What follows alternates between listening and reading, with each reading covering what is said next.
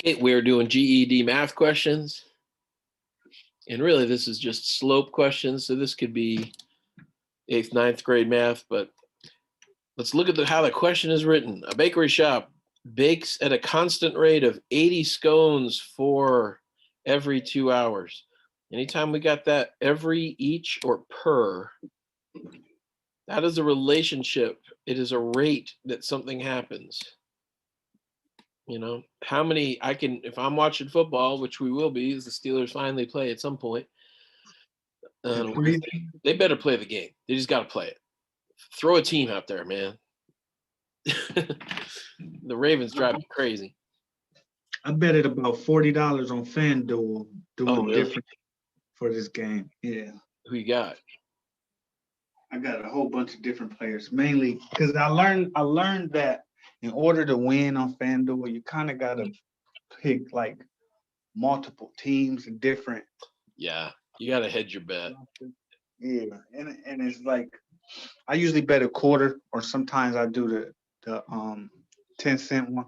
Yeah. And I just pick a whole bunch of different lineups, and then I won a lot of money last week doing that. So I feel like that's the way to go. Not a lot of money. I think I ended up playing like $24 and I won about $80, which is good on that. It's almost like rare, very rare. But I did it. So I realized that's like the way to go. Well, the backup running back for the Steelers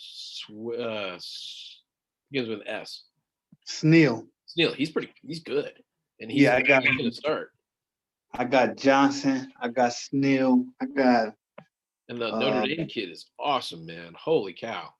I like that kid. His interviews, he is so cool. Canadian guy. Mm-hmm. Tall. All right. So here we go. So how did we get on that? I don't even know. No. I was doing a per. If I'm watching a football game, how many bags of chips can I eat while I'm watching one game? I could eat 4 bags of chips. I could do that in one game. So per, each, or for every, we want to think, not every single time, but that kind of relationship is going to be a fraction. So we have all our facts. Now let's read the rest of this and see if it helps at all with our understanding of what to do with this problem. Hold on, let me get rid of this so I can read it there. Man, where'd it go? That just disappear on you? Yeah, it did. Me too. Come here. That. Are you kidding me? Nope. There we go. It's first class production we got going on here. So a bakery shop bakes at a constant rate of 80 scones, 2 hours. Man, that factory just works. Now the rest of these sentences, the owner wants to determine how many scones are baked at various times, blah, blah, blah. He wants to represent the production of scones in the linear equation with X representing the amount of time and hours and Y representing the number of scones baked.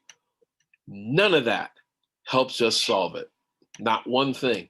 But they have to say it in order for the question to be solvable.